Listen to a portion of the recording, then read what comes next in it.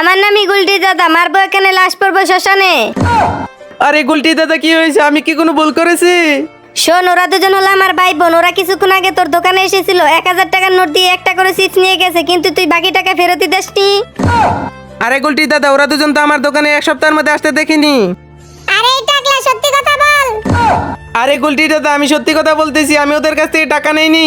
তার মানে আমার ভাই বোন মিথ্যা কথা বলতেছে? তোকে তো। আরে গুলটি দাদা, আমাকে কিছু করো না, আমি ওদের টাকা দিয়ে দিচ্ছি। এই নাও তোমার 1000 টাকা, এই নাও তোমার 1000 টাকা। এরপরে ওদের কাছ থেকে টাকা রাখলে এই জায়গায় একটা মেরে দিব, তারপরে তুই গুলটি দাদাকে ভালো করে চিনবি। দেখলে দাদা কিভাবে লোকটাকে বোকা বানালাম? সেটা কিভাবে? আমরা তো ওই দোকানে যাইনি। এই নাও 500 তোমার, 500 আমার। এই নাও 500 তোমার, 500 আমার। আরে তোরা তো একদিন আমাকেও ছাড়িয়ে যাবি। চল এখন তোদেরকে বিরিয়ানি খাওয়াবো।